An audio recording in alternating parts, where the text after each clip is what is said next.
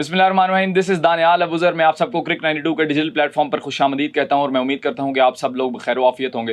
तो जनाब, आपसे कुछ देर पहले ठीक 12 बजे पीसीबी के chairman Mohsin Naqvi with his chief adviser Waqar Younis उन्होंने एक प्रेस कॉन्फ्रेंस मुनक्किद की, जिस पर उन्होंने कहा कि हमने बहुत सी मशावरत और बहुत सा गौर करने के बाद हमने ये डिसाइड किया है कि पाकिस्तान का जो डोमेस्टिक क्रिकेट का स्ट्रक्चर है वो बिल्कुल ऐसा ही रहेगा जैसा पहले था। उन्होंने कहा ये नहीं होगा कि कोई भी इसको आए और चेंज कर दे, और प्लेयर्स के लिए भी बहुत से मसाइल इसमें पैदा होते हैं और मैनेजमेंट के लिए भी बहुत से फाइनेंशियल इश्यूज इसमें क्रिएट होते हैं। तो हमने ये डिसाइड किया है कि जो पाकिस्तान का डोमेस्टिक स्ट्रक्चर है वो बिल्कुल सेम रहेगा, लेकिन इसमें एक और एडिशन की जाएगी। वो एडिशन क्या है ये भी आपको बताते हैं कुछ देर में। तो जनाब, अगर आपको हमारी वीडियो पसंद आए तो इसको लाइक ज़रूर कीजिएगा, हमारे चैनल को ज़रूर सब्सक्राइब कीजिएगा। अगर आपकी कोई एनालिसिस हो, आप अपनी राय देना चाहते हो तो कमेंट सेक्शन में ज़रूर बताइएगा।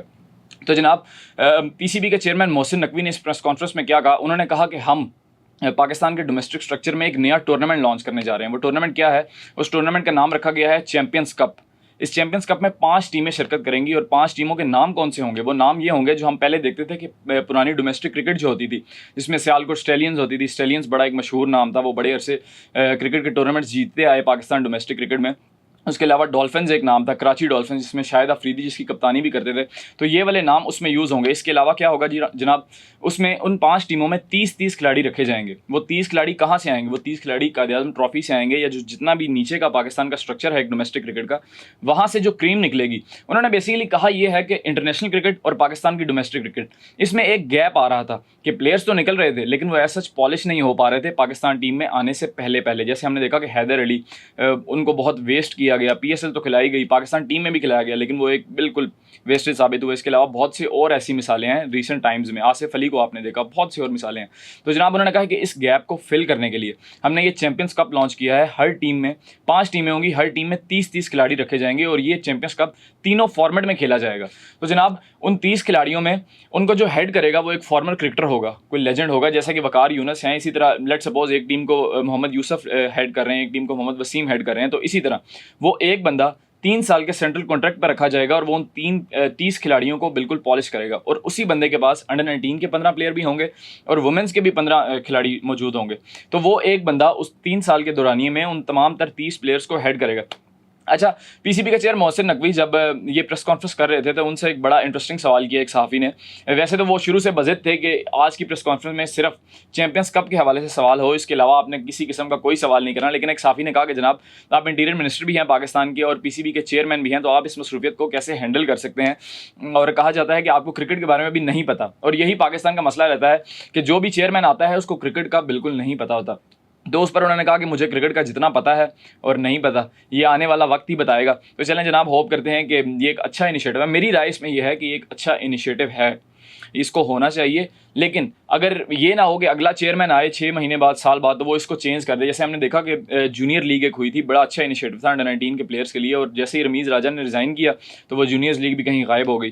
तो अगर ये टूर्नामेंट होना है तो इसको बिल्कुल ठीक तरीके से करवाया जाए और हर साल करवाया जाए। लेकिन एक सवाल ये भी हुआ, ये जो मैं आपको अभी बता रहा हूँ, तो एक सहाफ़ी ने ये सवाल किया कि जनाब, जब आप जाएंगे, आप रिज़ाइन करेंगे या आपका टेन्योर ख़त्म होगा, तो ये टूर्नामेंट फिर से ख़त्म तो नहीं हो जाएगा? तो उन्होंने इस पर कहा कि मैं एक ऐसी अमेंडमेंट करके जाऊंगा लॉ में कि अगर कोई आकर इसको चेंज करना भी चाहे तो बड़ी मुश्किल से चेंज होगा, इतना आसान नहीं होगा। तो ये एक बड़ी अच्छी बात है कि अगर इस तरह का कोई टूर्नामेंट होने जा रहा है तो उसको ईयरली बेसिस पे हर साल ज़रूर होना चाहिए। तो जनाब, ये चैंपियंस कप तीनों फॉर्मेट T20I, 1 डे और 4 डे या 5 डे, लेट्स सी कि 5 डे होता है या 4 डे होता है। मोस्टली डोमेस्टिक क्रिकेट 4 डे ही होती है, तो ये उसी में होगा। और इसके बाद उन्होंने ये भी कहा कि हर टीम, जैसे कि 5 टीमें हैं, 5 टीमों को एक हाई परफॉर्मेंस सेंटर अलॉट कर दिया जाएगा। यानी कि एक टीम के पास मुल्तान का हाई परफॉर्मेंस सेंटर होगा, एक के पास कराची का, एक के पास लाहौर का, और इन सो ऑन। इसी तरह एक हेड कोच, एक फॉर्मर क्रिकेटर उसको लीड करेगा, उस 30 खिलाड़ियों के पैक को, और एक हाई परफॉर्मेंस सेंटर उनके पास मौजूद होगा। और ये तमाम प्लेयर्स कहाँ से निकलेंगे? ये 150 प्लेयर्स कहाँ से निकलेंगे? ये डोमेस्टिक सर्किट से निकलेंगे और उसके बाद जाकर वो चैंपियंस कप खेलेंगे। यानी कि पाकिस्तान की क्रीम, 150 प्लेयर्स की क्रीम। इसका मकसद ये भी है कि जो आपकी बेंच स्ट्रेंथ है, हमने देखा पिछले दिनों में जो T20 वर्ल्ड कप से पाकिस्तान बाहर हुआ 2024 के वर्ल्ड कप से, तो एक बड़ी मायूस कुन कर गई थी। वो क्यों थी? क्योंकि आपकी बेंच स्ट्रेंथ ही नहीं थी। आप अगर किसी प्लेयर को निकालना भी चाहें तो आप कैसे निकालेंगे? लेट सपोज इस टाइम आपके पास बाबर आजम की रिप्लेसमेंट है, जी नहीं, बिल्कुल नहीं है। आपके पास मोहम्मद रिजवान की रिप्लेसमेंट है वाइट बॉल क्रिकेट में? जी नहीं, बिल्कुल नहीं है। हसीबुल्लाह एक अच्छे विकेट कीपर हैं, लेकिन वो अभी उस लेवल पे नहीं पहुंचे जिस लेवल पे मोहम्मद रिजवान पाकिस्तान के लिए परफॉर्म कर चुके हैं। तो चैंपियंस कप का इनिशिएटिव लेने का मकसद ये है कि पाकिस्तान क्रिकेट टीम की बेंच स्ट्रेंथ को स्ट्रॉन्ग किया जाए। ऐसे जनाब वकार यूनस भी साथ मौजूद है। पिछले दिनों में आपने सुना होगा कि पीसीबी के चेयरमैन मोहसिन नकवी ने वसीम अकरम को भी उनके पास भी गए थे, उनसे भी मुलाकात की थी और उनको पीसीबी में एक बड़ा ओहदा ऑफर किया था। कहा जा रहा था कि सीईओ का ओहदा, जो कि पीसीबी में मौजूद भी नहीं है, लेकिन पाकिस्तान है, यहाँ पे अमेंडमेंट्स होती रहती हैं, तो ओहदा क्रिएट भी कर लिया जाता है, जैसे कि डिप्टी प्राइम मिनिस्टर का ओहदा भी क्रिएट किया गया। तो वाई नॉट पीसीबी सीईओ। तो वसीम अकरम साहब को ये ओहदा ऑफर किया गया था, लेकिन उन्होंने डिक्लाइन कर दिया। जैसा कि आप जानते हैं कि वसीम अकरम कराची में रहते हैं परमानेंटली, लेकिन उनको फैमिली इश्यूज़ की वजह से उनको नजीम मसरूफियात की वजह से ऑस्ट्रेलिया भी जाना पड़ सकता है, क्योंकि उनकी फैमिली ऑस्ट्रेलिया में भी रहती है, तो वो वहाँ भी जाते हैं। तो उन्होंने कहा कि मैं लाहौर में परमानेंटली रिजाइड नहीं कर सकता, इसलिए मैं इस ओहदे को नहीं ले सकूँगा। अच्छा जनाब, इसके अलावा एक बड़ी इंटरेस्टिंग न्यूज़ है कि आईसीसी चैंपियंस ट्रॉफी 2025 आप जानते हैं कि पाकिस्तान में होने जा रही है। तो इसका एक ड्राफ्ट शेड्यूल जो कि पीसीबी ने प्रपोज किया था और आईसीसी को भिजवाया था, वो एक उस शेड्यूल की तमाम कॉपीज़ तमाम तर बोर्ड्स को भिजवा दी गई हैं। और इसमें यह कहा गया है कि 19 फरवरी से 9 मार्च तक ये टूर्नामेंट खेला जाएगा, जिसकी ओपनिंग सेरेमनी कराची में रखी गई है 19 फरवरी को, और पहला मैच भी पाकिस्तान और न्यूजीलैंड के दरमियान होगा, ये कहा जा रहा है। और 9 मार्च को इस टूर्नामेंट का फाइनल खेला जाएगा लाहौर में, और वहीं इसकी क्लोजिंग सेरेमनी भी होगी। इसके अलावा ये है कि जैसा कि हमने देखा कि 2019 के वर्ल्ड कप में इंडिया और न्यूजीलैंड के मैच में बारिश हो गई थी और मैच अगले दिन पर शेड्यूल कर दिया गया था, यानी कि एक एक्स्ट्रा डे उसके लिए रखा गया था। तो यहाँ भी यही सिलसिला रखा गया है, 10 मार्च का दिन एक एक्स्ट्रा डे फाइनल के लिए रखा गया कि बारिश की सूरत में या किसी और चीज़ की सूरत में अगर कोई मसला परेशानी पेश आ जाती है तो मैच को अगले दिन भी रीशेड्यूल किया जा सकता है। अब जनाब देखते हैं, आईसीसी ने ये शेड्यूल फाइनलाइज करना है, तमाम बोर्ड्स को इसकी कॉपीज़ भिजवा दी गई हैं। अब उनका क्या इस बारे में लाए अमल होता है, देखते हैं आने वाले दिनों में। अच्छा जनाब, इसके अलावा आप जानते हैं, मैंने आपको पिछले वीलॉग में ये भी बताया था कि आईसीसी चैंपियंस ट्रॉफी 2025 का जो बजट है वो भी अनाउंस कर दिया था आईसीसी ने। $70 मिलियन का बजट रखा गया था।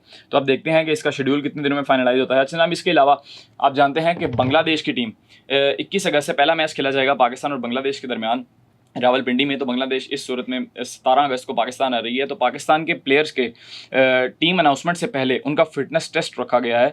9 अगस्त को तमाम प्लेयर्स लाहौर में इकट्ठे होंगे और 10 अगस्त को उनका फिटनेस टेस्ट होगा। और आप जानते हैं कि सेंट्रल कॉन्ट्रैक्ट भी नए अनाउंस होने हैं। आप जानते हैं कि ईयरली वो सेंट्रल कॉन्ट्रैक्ट अनाउंस होते हैं, लेकिन अभी उसको डिले कर दिया गया है। और उसमें बताया ये जा रहा है कि फ़िटनेस पर मशरूत होंगे ये सेंट्रल कॉन्ट्रैक्ट, यानी कि जिस प्लेयर की जितनी फिटनेस होगी और जितनी परफॉर्मेंस होगी उस हिसाब से इस बार अपग्रेडेशन एंड प्रमोशन इस हिसाब से होगी, और बहुत से प्लेयर्स नीचे भी आएंगे। सुना इसमें सोर्सेज ये बता रहे थे कि नसीम शाह को इस बार शायद प्रमोट किया जाए ए कैटेगरी में। इसके अलावा शादाब खान जो कि बहुत अरसे से परफॉर्म नहीं कर सक रहे, उनको शायद इस दफ़ा नीचे लेकर आया जाए। तो देखते हैं कि फिटनेस टेस्ट कैसे रहते हैं। और इसके अलावा कुछ प्लेयर्स के जो अपनी मसरूफियात हैं उसकी वजह से वो फिटनेस टेस्ट पहले भी दे देंगे। अच्छा जनाब, इसके अलावा इंडिया और श्रीलंका के दरमियान वाइट बॉल सीरीज़ हो रही है, आप जानते हैं। तो जनाब श्रीलंका ने इंडिया को दूसरे वनडे इंटरनेशनल में हरा दिया है। एक टाइम पर लग रहा था कि इंडिया बिल्कुल मैच को वन साइड लेकर जा रहा है। 240 रन इंडिया ने चेस करने थे, जिसमें उनके 116 पर सिर्फ एक खिलाड़ी आउट था और रोहित शर्मा हाफ सेंचुरी बनाकर खड़े थे। लेकिन एकदम फ्लरी और विकेट्स आई, इंडिया ने कोलैप्स किया और इंडिया ये मैच 32 रन से हार गया। मैच का हाल कुछ यूँ था कि श्रीलंका ने पहले बैटिंग करते हुए 240 रन बनाए अपने मुकर्रर 50 ओवरों में, जिनमें उनके यंग ओपनर पाथुन निशंका पहली ही बॉल पर मोहम्मद सिराज की बॉल पर कॉट बिहाइंड होकर आउट हो गए। इसके अलावा विश्का फर्नांडो जो उनके ओपनर हैं उन्होंने 40 रन स्कोर किए और कुशाल मेंडिस ने 30 रन स्कोर किए। इसके अलावा मिडिल ऑर्डर थोड़ा कोलैप्स किया और डाउन द ऑर्डर जाकर वेलालगे ने और कमिंदू मेंडिस ने 39 और 40 रन रिस्पेक्टिवली स्कोर किए, जिसके बाद श्रीलंका ने एक रिस्पेक्टेबल टोटल बोर्ड पर लगाया। 241 रन का इंडिया को टारगेट मिला। तो जनाब इंडिया के कप्तान रोहित शर्मा ने 64 रन बनाए। जैसे मैं आपको बता रहा था कि इंडिया 116 पर सिर्फ उनका एक खिलाड़ी आउट था, लेकिन उनका पूरा मिडिल ऑर्डर कोलैप्स हुआ। अक्षर पटेल को ऊपर भेजा गया चूंकि 2 लेग स्पिनर थे श्रीलंका के पास। जनाब अक्षर पटेल 44 रन बना सके। इसके अलावा कोई भी इंडियन बैट्समैन जेफरी वेंडरसे की लेग स्पिन नहीं खेल सकता। जेफरी वेंडरसे बड़े यंग अंडर 19 के प्रोडक्ट हैं श्रीलंका की जानिब से। उन्होंने 6 आउट कल किए और इंडिया ये मैच 32 रन से हार गया। अब श्रीलंका को 1-0 की लीड है इस सीरीज़ में। लास्ट मैच सीरीज़ का रहता है, देखते हैं क्या बनता है। जनाब that's a rap for today. मिलते हैं आपसे अगली वीडियो में इंशाल्लाह।